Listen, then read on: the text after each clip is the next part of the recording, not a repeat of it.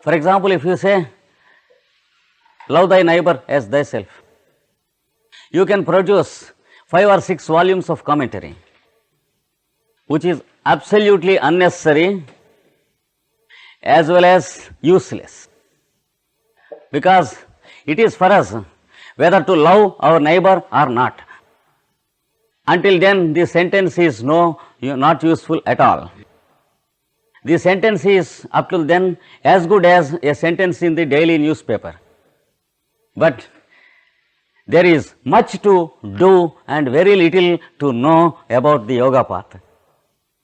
If we say there is much philosophy in yoga, that means we are not at all prepared to follow the instructions. But very conveniently we want to know things. But it is a time waste if we know many things in the yoga, unless we are prepared to take up and do something. So, let us survey the 8 steps and try to understand what Samadhi is as clearly and non-technically as possible and as briefly as possible, so that the present time limits may permit us to do it so. First, you can ask, why yoga practice? The answer is, you need not practice. But for the one, I want to know what it is. The answer is, there is nothing in it. That means nothing in it to know. If anyone is prepared and questions, what should I do first? Now there is the beginning. It is called the suspending the activity of the mind and senses. If the mind is suspended, are we not useless to the world? That is the first doubt we get. The answer is, we will be more useful to the world after knowing how to suspend the activity of the mind. Because it is too much for us to believe that we are useful to the world now. We at least believe that we are useful to ourselves, our wife and children, having my own profession and my own earning.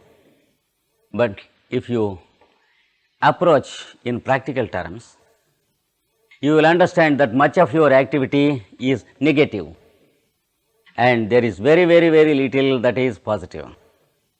We will see what it is.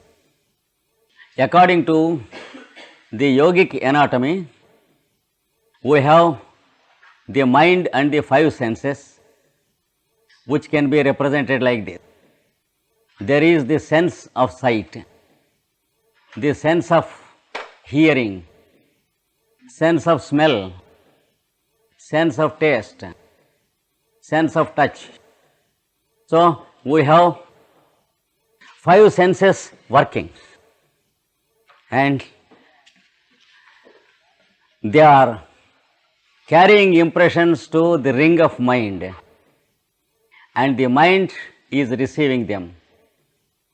For example, through the eye, the mind is receiving what is there here. Through the ear, the mind is receiving what he is speaking there. Like that, we have 5 gateways through which the environment is forcing itself upon us. But it is almost a simultaneous process. When something is forcing through the eye, something is forcing through the ear.